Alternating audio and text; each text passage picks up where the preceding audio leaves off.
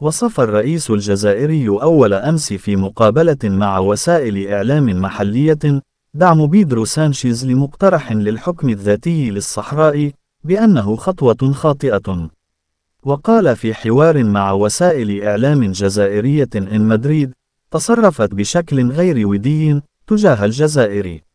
وكانت الجزائر قد ردت على إعلان الحكومة الإسبانية تغيير موقفها من نزاع الصحراء باستدعاء سفيرها في مدريد للتشاور وتجميد العمل بمعاهدة الصداقة وحسن الجوار الموقعة مع إسبانيا في نوفمبر 2022.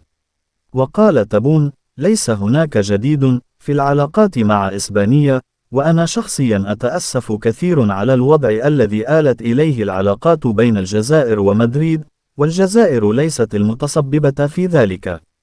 لقد قاموا بالخطوة الخاطئة، والشعب الإسباني بريء.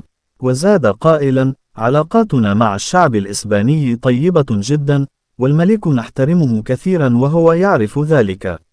وكانت وزارة الصناعة الإسبانية قد دعت الأسبوع الماضي الشركات الإسبانية العاملة في الجزائر والمتضررة بشدة من الإجراءات التي اتخذتها الحكومة الجزائرية إلى مغادرة البلاد.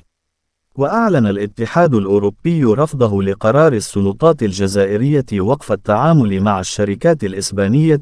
وأعرب نائب المدير العام للمديرية العامة للتجارة في المفوضية الأوروبية دينيس ريدونيت خلال زيارة لفالنسيا عن أسفه للإجراءات المقلقة للغاية التي اتخذتها السلطات الجزائرية، ليس فقط بالنسبة لإسبانيا، ولكن أيضا داخل الاتحاد الأوروبي، لأنها تؤثر على السياسة التجارية المشتركة.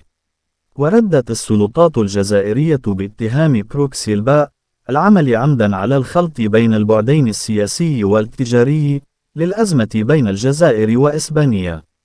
وتحدثت عن أن موقف الحكومة الإسبانية بشأن ملف الصحراء يعرقل تبني أولويات الشراكة التي تم التفاوض عليها ووضع اللمسات الأخيرة عليها لعدة أشهر في إطار سياسة الجوار الأوروبية.